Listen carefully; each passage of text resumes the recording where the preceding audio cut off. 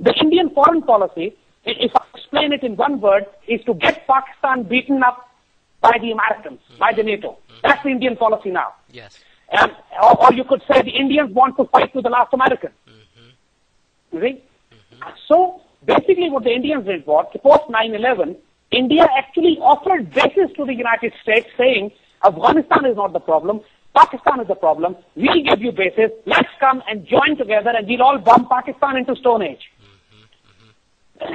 So Pakistan, as I said, because of its nuclear potential, because of the ideology, and because of the fact that Pakistan and Israel both were ideological religious states, are natural adversaries and the prime target.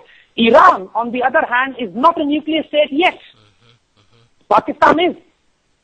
So while the Israelis have been putting the pressure on the Americans and sometimes doing it themselves, trying to remove the nuclear potential of every Muslim country in the region, Iraq, Syria, Libya, and they're chasing Iran like mad right now, why would they remain silent on Pakistan? Yes, exactly. They're not. They're not silent on Pakistan. Let me ask you this. Pakistan is a nuclear. Yeah. Let me ask you this, Zaid, because I knew as soon as we went into Afghanistan and that these operations had expanded to start, these bombings, these drone attacks into Pakistan. I said the real aim here is that they want to get Pakistan's nuclear weapons. Okay. Now let me ask you this: how do they plan to do this? I mean, all conventional wisdom. Got it, Mark. I'm coming to this now. Okay. You see, go ahead. Now to take out Pakistani nuclear plans, I'll take you back to Yugoslavia. Okay.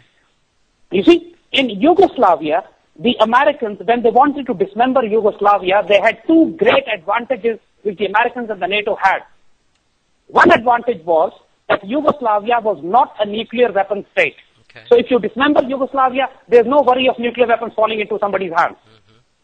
And second is that the American and the NATO supply line did not go through Yugoslavia. The Americans were based, their fleet was based in the Adriatic Sea or the different countries of Europe, and from there they could interfere into Yugoslavia without actually being dependent on the Yugoslavia theater of war itself. See? But in Pakistan, they have these two great disadvantages. Number one is Pakistan is a nuclear weapon state, so if you dismember Pakistan, who controls the nuclear weapon? That's become a greater crisis. And second is the NATO supply line still goes through Pakistan into Afghanistan. So that means if the NATO supply in Pakistan is blocked, the entire NATO military operations in Afghanistan would come to a standstill. In fact, the Americans and the NATO would be butchered without fuel, without weapons, without ammunition, and then the Taliban would do with them what the Afghan Mujahideen did with the Soviets. So with this problem, Americans had a different game plan. For Pakistan, they did exactly what they did to the Yugoslavia as plan A. The plan A said, suppose they bring in a corrupt and incompetent government in Pakistan. You see, Musharraf was American ally. Right. Why did they have to replace Musharraf with Zardari?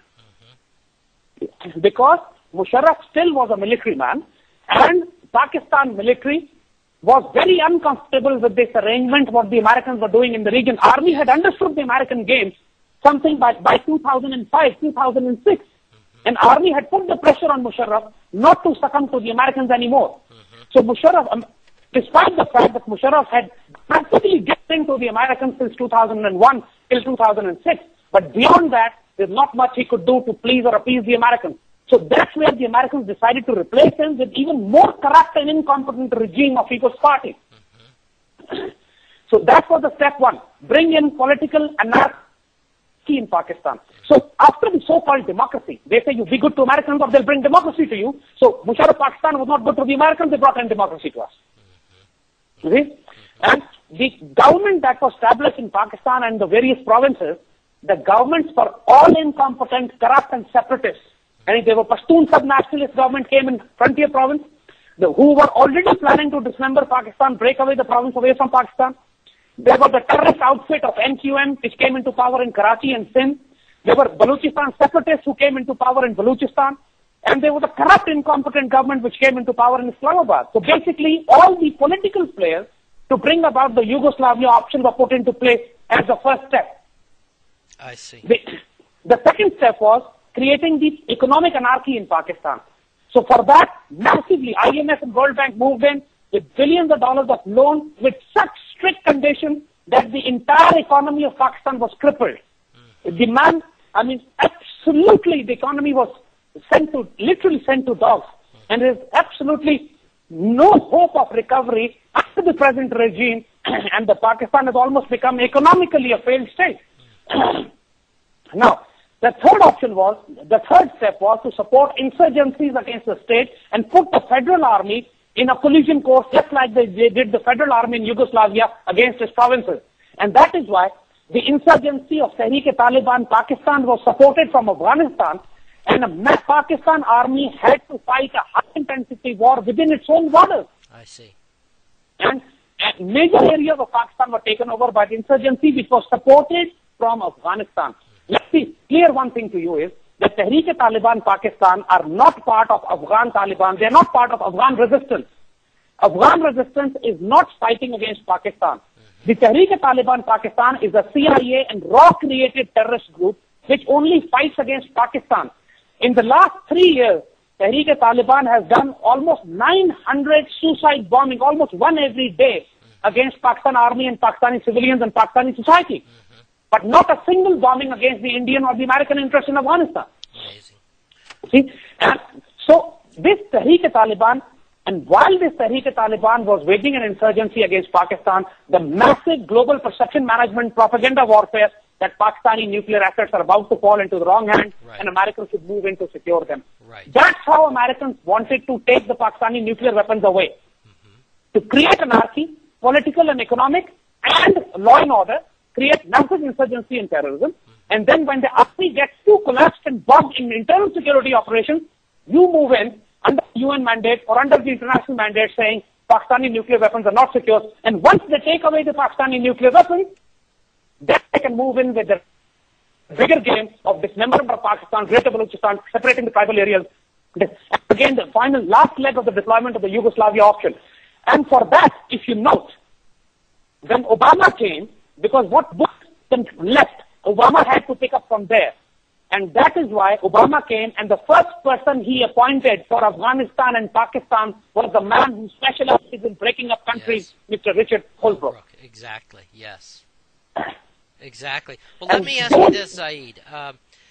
The Americans and their Zionist handlers, they're taking a very big risk here in basically trying to break apart a country that is loaded, armed to the teeth with nuclear weapons. Why would they, how can they do this with any kind of confidence that Pakistan, at least her military, because as you have described here, you have a big gulf between the military that is very loyal to Pakistan and to Pakistan's national interests versus the political leaders such as Zardari and those before him.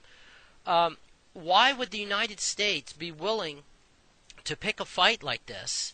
The Pakistanis, let's face it, if they're smart enough to build nuclear weapons, they're smart enough to figure out what is being done to their country. And so the United States is really gambling here, picking a fight like this with a country that is armed with nuclear weapons, any one of which could be, they don't even have to worry about loading it on a warhead and sending it into space and then into the continental United States.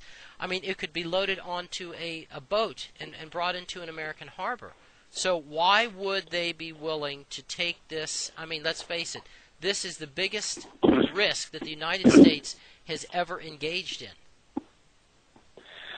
Mark, I would like to quote a verse of Quran from here. And when the Quran talks about the bankers, Quran talks about the people who deal in interest-based transactions and who control the money lenders.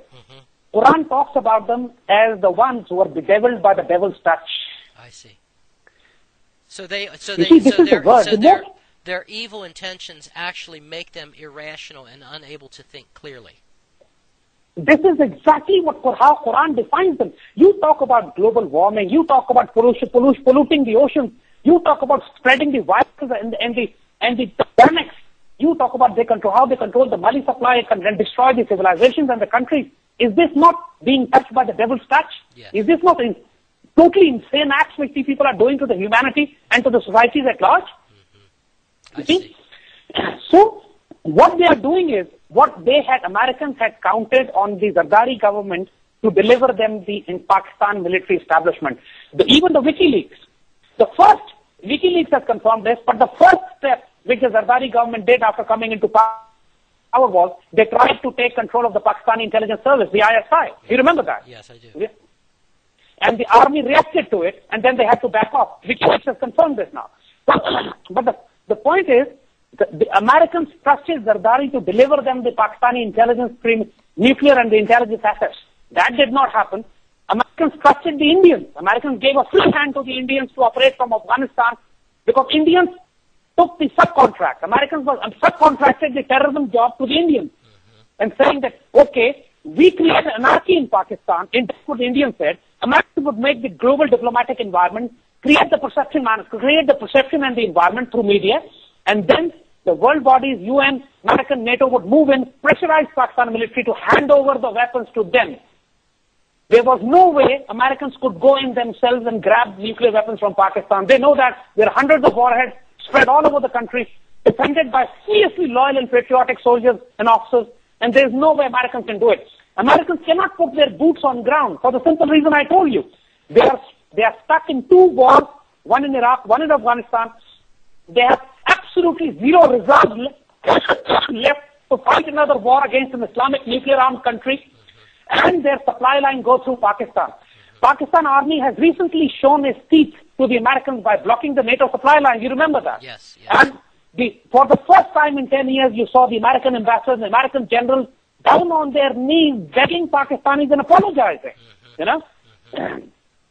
And now when the Americans know that even if they want some kind of peace deal in Afghanistan with Taliban, some kind of power sharing arrangement, some kind of breakup of Afghanistan, they still need Pakistan to negotiate with the Afghan resistance. And what Pakistanis are doing now is, what Pakistan military is doing now is, while we are fighting the insurgency against us, Pakistan is not fighting a war against the Afghan resistance. Right.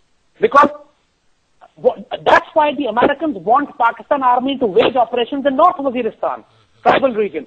And that's where some Afghan networks are there. But Pakistan is not going against those regions simply because Pakistan knows that sooner or later Americans will leave this region, or they'll be forced to leave from this region. So why should Pakistan destroy its entire credibility, image, and relationship with the Afghan people? You can't change your neighbors. These people have to live in our neighborhood forever. You see? So, and the point is that Pakistan has today the capacity, will, means, capability to do with the Americans what we did with the Soviets. The entire Soviet war, I was part of it. Pakistan army was back. Pakistan intelligence agencies were backing the Afghan resistance totally. I went as a volunteer fighter with the resistance, but this entire war effort was backed by Pakistan army and Pakistan intelligence assets. We know Afghanistan like the back of our hand. It's our backyard. And we have defeated a superpower right into those mountains. And we can do it again. And the Americans know this now. So there is no way the American military can push Pakistan. And these are the major setbacks for the Zionist policy in the region. American supply lines are still under control of Pakistan. We can block them anytime we want. The major insurgencies which they had created in Pakistan have been beaten down, crushed. The back has been broken. Pakistan army has regained control of the entire region, where the insurgency has almost gone wild. And now Pakistan is aggressively in a position to dictate terms even to the Americans. And this is a dilemma for them. Now the entire American game in the Eurasian region is at a halt.